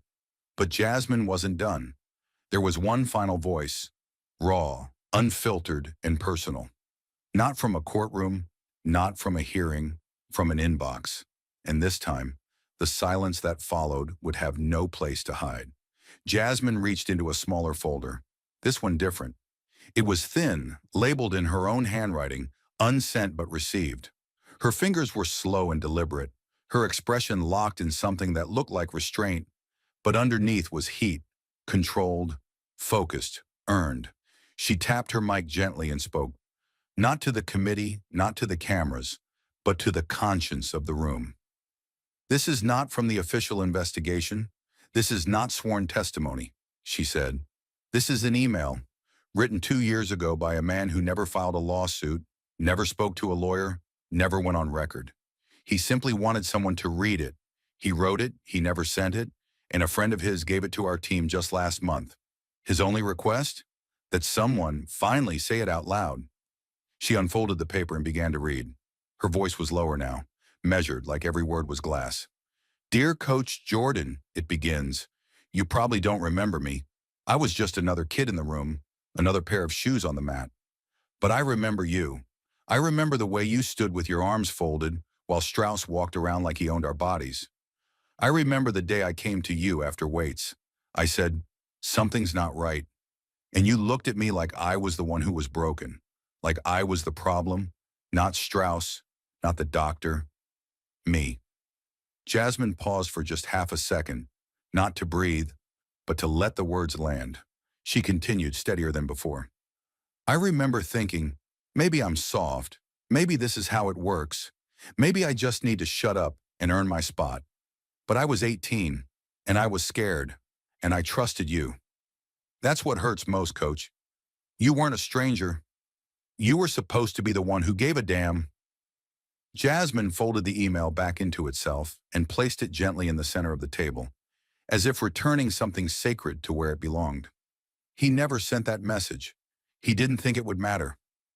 She turned to Jordan, her eyes steady, voice calm but deadly clear. But today, Congressman, it matters. For the first time in the hearing, Jordan didn't reach for the mic. His hand hovered above it, then dropped. His jaw tightened. His gaze fell, not in shame, but in calculation, in retreat. There was a long pause, the kind that wasn't procedural, wasn't strategic. It was human. When he finally spoke, his voice lacked its earlier resistance. I don't remember that, he said quietly. I don't remember that conversation. If it happened the way he says, I wish he had pushed harder. If he had said something more specific, more direct, I would have acted. I didn't know. And if I did, I would have done something. His voice trailed off. He didn't raise his eyes. He didn't raise his tone. He had returned to the same phrase he had clung to from the beginning. I don't remember. The moment didn't need a rebuttal. It begged for one.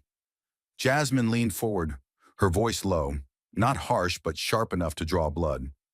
That's the tragedy, Congressman, she said, her words cutting like glass under pressure.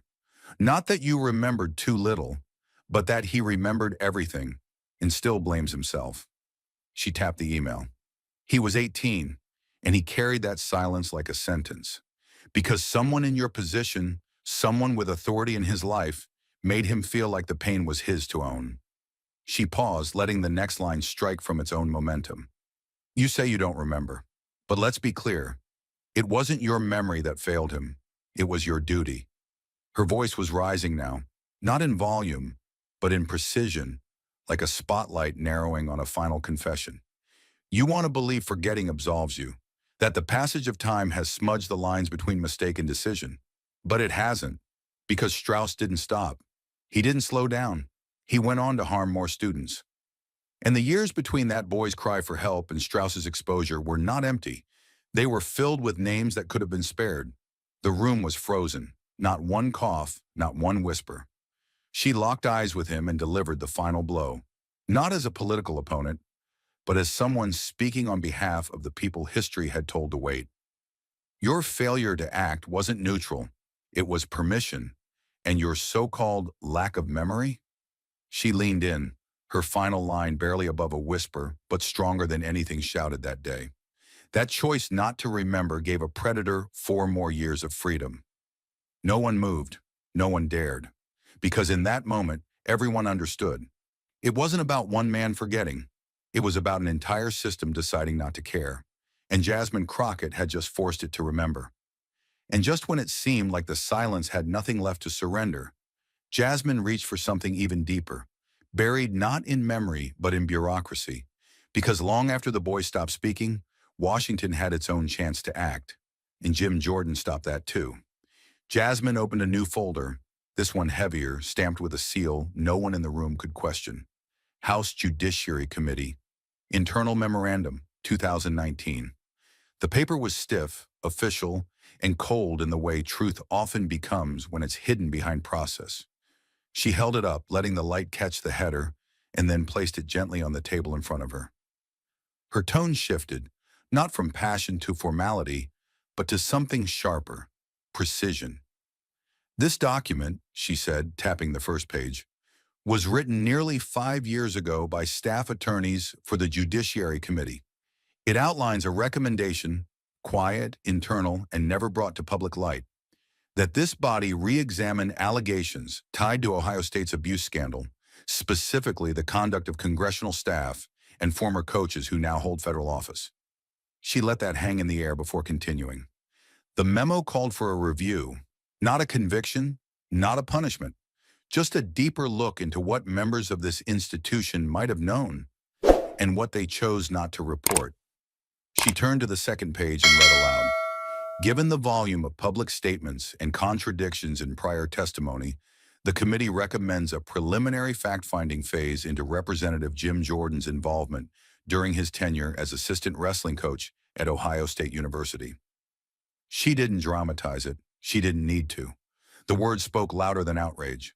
Due to credible witness accounts, further scrutiny is justified to protect the credibility of Congress and the integrity of federal oversight. Then she stopped reading. She looked up, her eyes locked onto Jordan. That investigation never happened, she said quietly, because within 48 hours, this memo was pulled. The staff who wrote it were redirected. The oversight chair was leaned on, and the recommendation was blocked by you. The shift in the room was instant. The staffers behind the dais shifted in their seats. Reporters leaned forward in their chairs. The temperature hadn't changed, but suddenly everyone felt colder. Jordan, who had been slumped minutes earlier, now sat up. His hands gripped the table, his jaw visibly clenched. When he finally spoke, his voice was no longer cautious. It was loud, defensive, and bristling with the kind of fury that tries to rewrite history by sheer force of tone. I did what any responsible member of Congress would do, he said. I shut down a baseless, partisan attempt to smear me based on rumor. That memo had no substantiated evidence. It was speculation dressed up in legalese, and I stopped it to protect the integrity of this committee. I was defending the institution. But Jasmine didn't flinch. She waited as if giving him one last chance to hear the echo of his own words. Then she spoke, and when she did, the chill returned. You weren't defending the institution, she said. You were defending yourself. Her voice didn't rise, but it struck harder than anything he'd said all morning. You didn't block that inquiry because it was baseless. You blocked it because it was dangerously close to the truth. Because if the committee had pulled one thread, it would have led straight back to a locker room in Ohio and the silence you chose to keep. She leaned forward, both hands resting on the folder like the weight of it belonged to her. You didn't protect Congress. You protected the myth of your own innocence. You used your title not to serve, but to bury, to delay, to silence the very process you now claim to respect. Her words came faster now, but never out of control. You wore your power like armor when it should have been a window. You used your position not to ask harder questions, but to make sure they were never asked at all. Jordan tried to speak again, but she raised a hand, not to silence him, but to finish.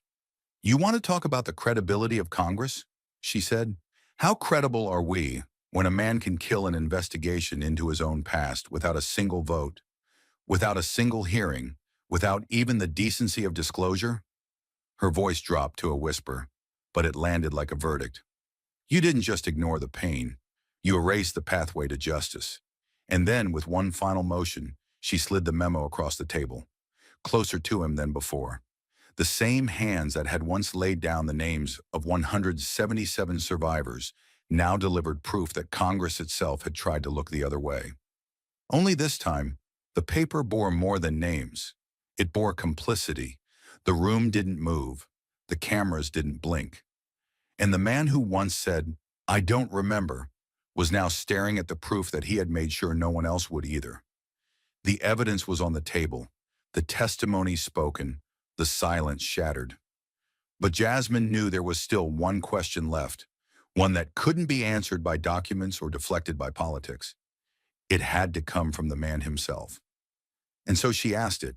She didn't raise her voice. She didn't need to. Jasmine Crockett looked across the table, past the microphones, past the cameras, and into the eyes of the man who had spent the last 2 hours dodging, denying, and deflecting. Her tone was calm, eerily calm, but it carried more force than anything shouted could have. "Congressman Jordan," she said, her voice almost a whisper, "have you ever looked one of them in the eye and said the words, 'I'm sorry'?" The room went still, the kind of still that doesn't invite noise. It forbids it. A question like that didn't need elaboration. It didn't need legal framing or political cover. It was the question. And for the first time since the hearing began, Jim Jordan had no answer prepared. He blinked. His shoulders stiffened, his hands shifted, but he didn't speak. He opened his mouth slightly, then closed it again, as if trying to form a sentence that didn't exist. The silence stretched, long enough to be uncomfortable, long enough to expose something raw. He didn't look at her. He looked past her, toward the committee chair, toward the press pool, anywhere but at the woman who had just demanded something simple and human. The room watched him, not as a politician now, but as a man who had been asked for decency and couldn't seem to find it. When he finally spoke, the words were low, defensive, and laced with brittle defiance. "I'm not going to sit here and be insulted," he said, shifting in his seat. "Not by you, not by anyone. I'm done being scapegoated for something I didn't do."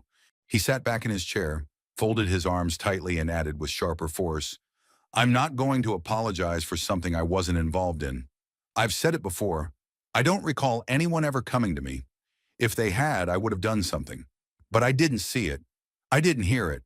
So no, I'm not going to stand here and let you pin that guilt on me." Crockett's expression didn't change. She didn't blink. She didn't move. She let his words fall flat in the middle of the table, where they echoed with all the weight of a door slamming shut in a child's face. And when she finally spoke again, her voice was softer than before, but colder too. It wasn't fury. It was truth, delivered with the clarity of someone who no longer had anything left to prove. "If you truly didn't do anything," she said, "then that's exactly the problem." Her words hit like a slow blade. Because while Strauss was abusing students for decades, while young men were walking into locker rooms and leaving scarred, you were there. Not in theory, not as a bystander on TV. You were in the building, you were in the program, and you left with clean hands and a quiet mouth. She leaned in slightly, not to intimidate, but to narrow the distance between truth and the man still trying to outrun it. "You think this hearing is about shame? It's not. It's about accountability. And what you've shown us today is that you can't even hold eye contact with the people you failed, let alone say 2 words that might help them heal." Jordan shifted again. For the first time, the exhaustion was visible, not just in his eyes, but in the slump of his shoulders, in the way his defenses no longer landed. He didn't interrupt her. Not this time. Because deep down, even he knew there was no rebuttal left. The documents had spoken, the testimonies had spoken, and now her voice was the last thing standing between him and the silence he had spent his career avoiding. "You call this a smear campaign," she continued, "but the only thing being smeared here is the truth, by your refusal to face it." Her hands gestured toward the names on the table, the pages stacked like gravestones of missed chances. "You say you weren't involved, but involvement doesn't always come in the form of action. Sometimes it comes from what you chose not to do, from who you chose not to believe, from what you saw but didn't say. And Congressman, you can call that forgetting. You can call that misremembering. But to the boys who walked into your office and left unheard, it felt like betrayal." She paused again, just long enough to let the last word echo, not in the room, but in the conscience of everyone listening. "Betrayal," she repeated, softer now. "And the fact that you still can't say you're sorry, not even when handed the exact words, not even now, that tells me everything I need to know." Her voice grew firmer, like the final note of a closing argument.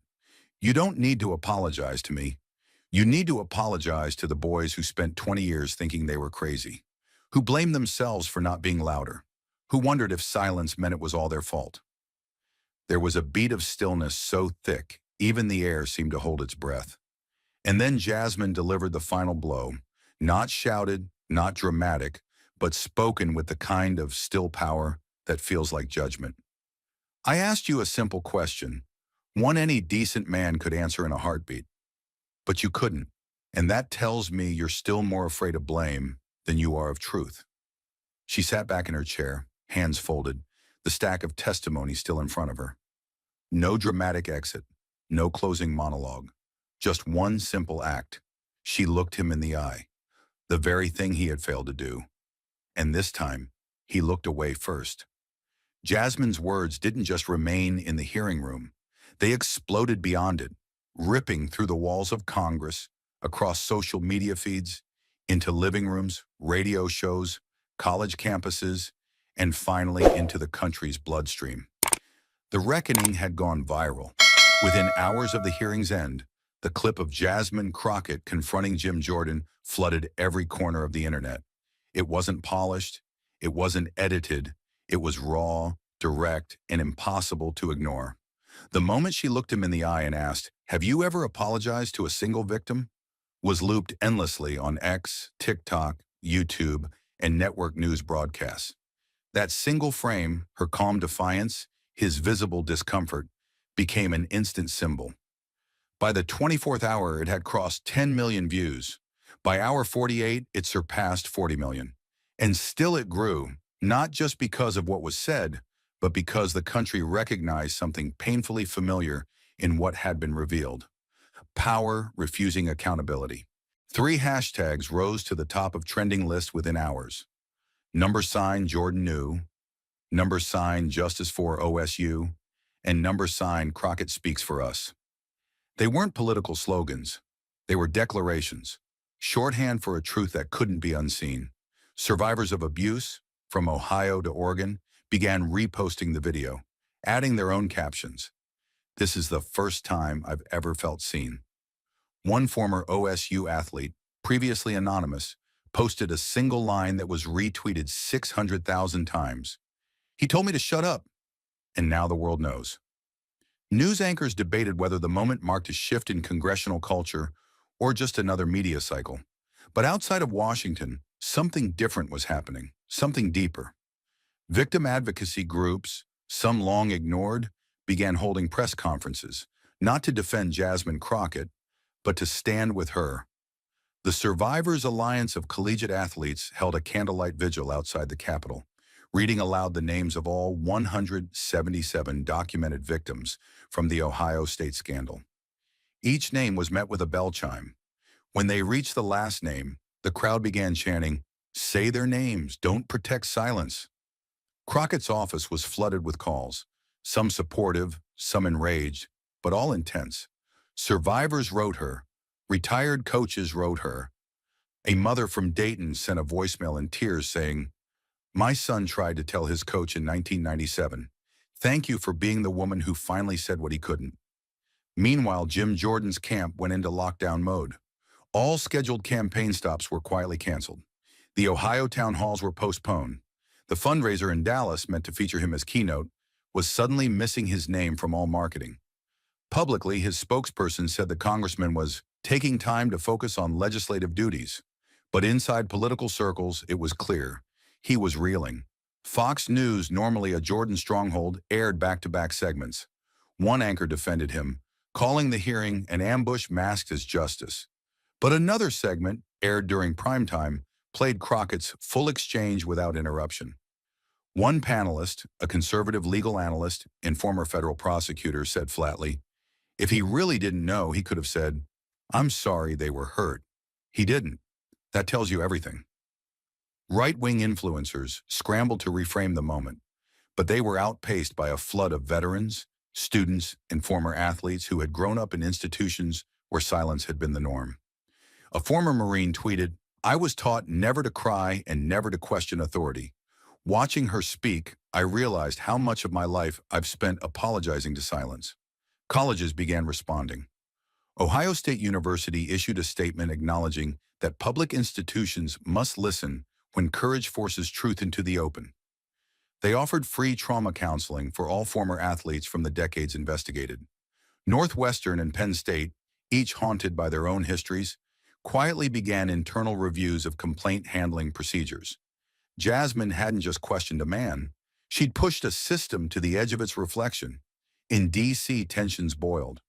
Allies of Jordan within the GOP tried to paint the hearing as a partisan ambush, but behind closed doors, their concern wasn't just optics, it was exposure. If internal memos could be leaked, if sealed testimonies could be read aloud, what else might be waiting in the wings? Several committee members reportedly met privately to discuss narrative containment, but the narrative was already loose, and it had a face, a voice, and 40 million views to carry it forward. Jasmine, for her part, refused interviews for the next 72 hours. When asked by reporters in the hallway if she had any regrets, she paused, looked at the camera, and said, "Ask the survivors if they regret finally being heard." Then she walked away. No entourage, no rehearsed lines. Just a woman who had done what institutions had failed to do for decades. Listen and refuse to look away. Meanwhile, Jordan's own colleagues began to distance themselves. In private donor circles, his name no longer appeared on late summer headliner invitations. A prominent conservative PSC issued a statement that read more like a warning. Accountability is not weakness, it's survival. Editorials flooded national newspapers. The New York Times called it a moment of moral clarity. The Washington Post referred to Jasmine's performance as one of the most precise and devastating interrogations Congress has seen in a decade. Even outlets that typically avoided emotional language described it in raw terms. What she did was not political, it was personal. For every person who ever whispered a truth into a room that chose not to hear it. By the 10th day, Jordan remained out of sight. No press conferences, no new statements. His staff repeated the same scripted response to media inquiries. The congressman has no additional comment at this time. But the world had already formed its own conclusions. And back online, the final word didn't come from a lawmaker or a journalist. It came from a video, a stitched TikTok of Jasmine placing the folded testimony on the table, overlaid with one quiet caption: "You didn't need power, you just needed to care." It had 12 million likes in under 24 hours, and still the views kept climbing. Even after the gavel fell, after the headlines started to cycle, and the cameras shifted to another chamber, something lingered, something more enduring than outrage. Because when the noise fades, what remains are the quiet moments. And in one of those, justice walked up to Jasmine Crockett, not with credentials, but with trembling hands. The air outside the Capitol had turned heavy, not with rain, but with a thick, reflective quiet. Gray clouds hung low in the sky as Jasmine descended the marble steps alone, her pace unhurried. She was no longer walking out of a hearing. She was walking through the aftermath of a storm that hadn't finished forming. The dome loomed behind her, its grandeur dimmed by dusk. A black car waited at the curb, but Jasmine paused halfway down, one hand wrapped around the strap of her leather briefcase, the other brushing loose strands of hair from her face, damp from the soft mist that had started to fall. She didn't see the boy at first. He had been waiting behind the pillar, his jacket too large for him, his sneakers soaked through from standing still for so long. When she appeared, he hesitated, not out of fear, but caution, the kind born from experience. He stepped forward slowly, looking left, then right, as if unsure whether he should approach at all. His voice was nearly swallowed by the sound of distant traffic. "Congresswoman?" She turned. He was no older than 14. His backpack, slung over one shoulder, hung open, the corner of a textbook jutting out. His hands were fidgeting with a folded note. His voice wavered, not because of stage fright, but because this moment had cost him something to reach. I know I'm not supposed to be here," he said. I saw what you said, in the hearing. I didn't think grown-ups, important ones, would ever say things like that. And I just needed to say thanks." Jasmine stood still, her eyes softening. She didn't reach for him. She didn't rush to fill the silence. She knew this kind of moment was not one to be handled. It had to be honored. The boy took a breath, the kind you take when you're deciding whether to say the thing that has never been said out loud before. "I used to think that people like me, we weren't supposed to talk, that no one would listen." His eyes flicked away. "That no one would believe us anyway." Jasmine knelt, not like a politician greeting a voter, but like someone meeting pain where it lived. She crouched to his level, looked him in the eye, and with the calm strength she had carried through every second of that hearing, she said, "You don't have to carry that alone." She rested a hand over his. "You hear me? You are not alone. Not now. Not ever again." The boy nodded but said nothing more. He looked away quickly, but not before something shifted in his posture.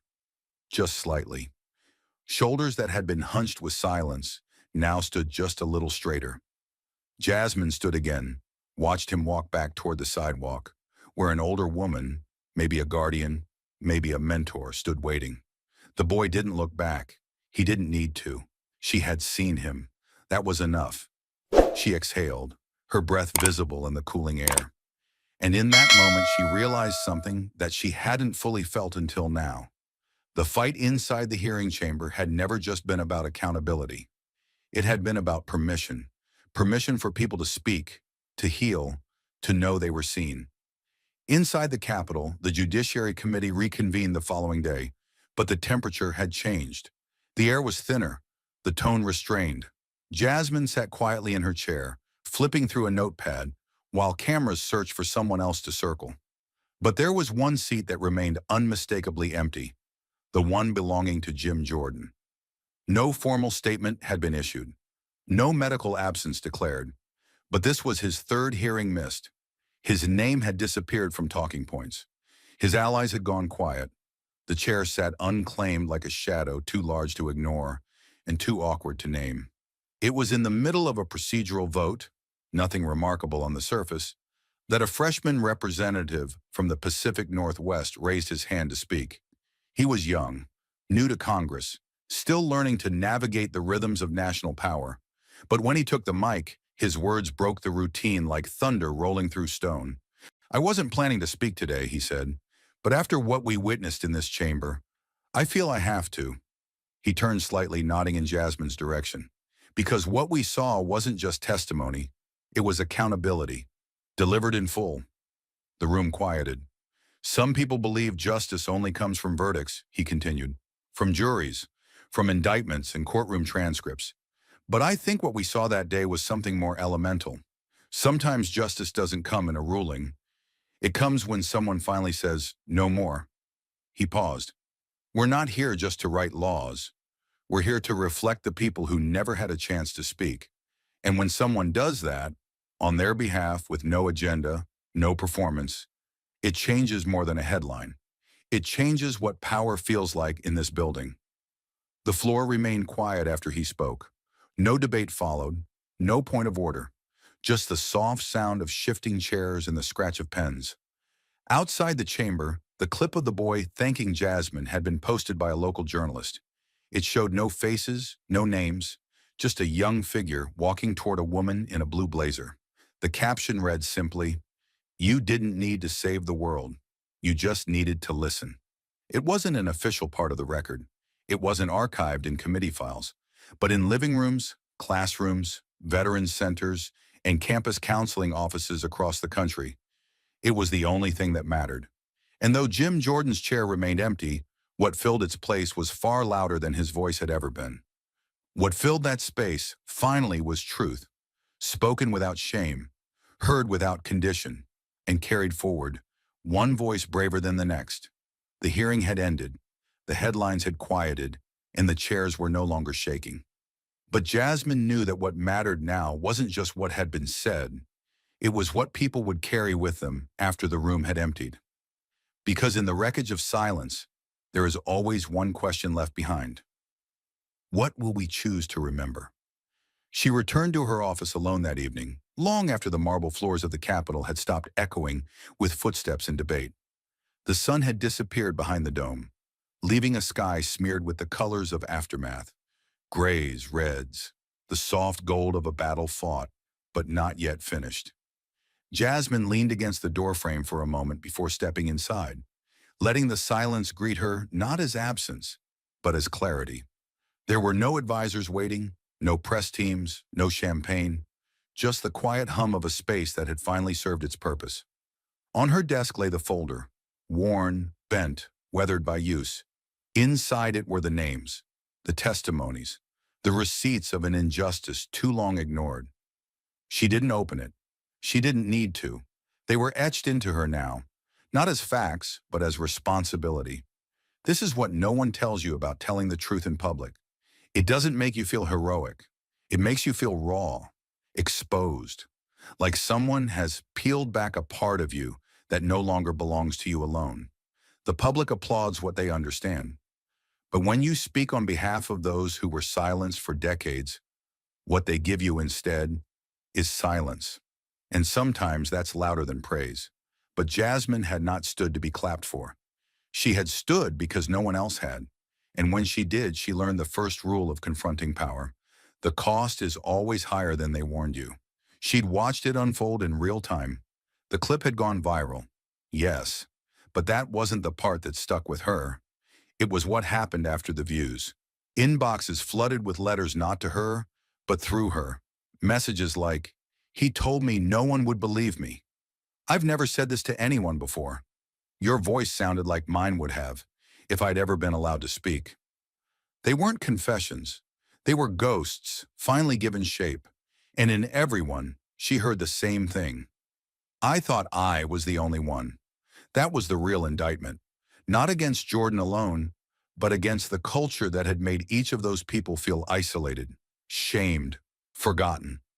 Not just for what had happened to them, but for daring to name it. Jasmine sat down, hands folded, eyes forward. She didn't feel like a hero. She felt like a mirror. And mirrors aren't glamorous. They're dangerous, because they force people to see what they've chosen to ignore. She thought of the young boy who had approached her after the hearing, the one who didn't ask for anything, just thanked her, then disappeared back into the city. He had no press badge, no public statement, no title, just a truth too big for his age and a face that still carried the weight of silence. And yet, he had stood there. He had shown up. And in doing so, he had reminded Jasmine why she'd ever opened her mouth in the first place. You see, we talk about courage like it's loud, like it wears capes and demands stages. But the truth is, courage is usually quiet. It knocks once, it waits. And most of the time, no one answers. That boy had knocked, Jasmine had answered. And now, the silence had been broken. That's the lesson. The one too big to fit into a headline. The one that's not sexy enough for prime time, but dangerous enough to shake the bones of power. Silence protects the powerful. But truth? Truth liberates the forgotten. Jim Jordan had power, position, rank, and still, he said he couldn't remember. Jasmine had none of that in that hearing. No majority on the panel, no promises of support. Just a folder of names and a voice that refused to tremble. And in that collision between denial and clarity, the public saw something rare, accountability in real time. Not because a man was sentenced, but because for once, someone was seen. That's what Jasmine had really done. She had seen them, the boys, the athletes, the students who had once thought their pain was private. She had held their truth up in the harshest light possible and refused to look away. She had shown that justice is not a verdict, it is a decision, one made again and again, at every committee table, in every school hallway, behind every closed-door conversation where someone says, "Don't bring that up, it's not worth the trouble." Because the truth is, justice has never been convenient. And that is the second lesson, the one they won't put in textbooks because it's too dangerous to teach. Silence is not neutral, it's a decision, a strategy, a betrayal dressed as procedure. Jasmine had chosen the opposite. She had chosen disruption. She had chosen to sit in a room where everyone expected her to fold, and instead she made them feel the weight they had ignored. And for that, she paid a price.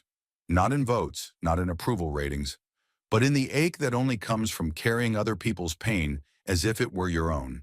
But that ache, it was worth it. Because somewhere out there, another kid is watching, another student, another veteran, another survivor, someone who spent years wondering if the silence was their fault. And when they see Jasmine Crockett at that hearing, when they hear her say, You don't need power. You just need courage. Something in them changes. They begin to believe that maybe, just maybe, someone like them can be more than just what happened to them. Maybe they can be what happens next. And if that's not justice, nothing is. But Jasmine knew this couldn't end with applause or a single empty seat in a hearing room. Because if justice was going to mean something, really mean something, it had to move beyond moments. It had to become movement. She stood again, not on a podium, not in front of a camera, but in front of the people. In a crowded town hall where the walls were too close and the air too warm, Jasmine Crockett didn't deliver a speech. She delivered a challenge. Her voice wasn't angry. It was urgent. The system doesn't change because one person tells the truth, she said. It changes when the rest of us refuse to let that truth be buried again. She paused, eyes scanning the room. Students in folding chairs, retired teachers gripping the edges of their notes, a single mother rocking a stroller with her foot. Don't clap, she said. Act. Her words landed like a spark in dry grass. Don't just repost what you saw. Don't just say, that was powerful. Powerful is nothing without pressure. And pressure means letters. Pressure means votes. Pressure means you showing up, even when they hope you stay home. Thank you for watching until this moment and for standing with us on this journey for justice. Your support means everything. Like, subscribe and turn on notifications so you never miss what's next. And we'd love to hear your thoughts. Leave a comment below and let us know what moved you most in this story. Together, our voices make a difference.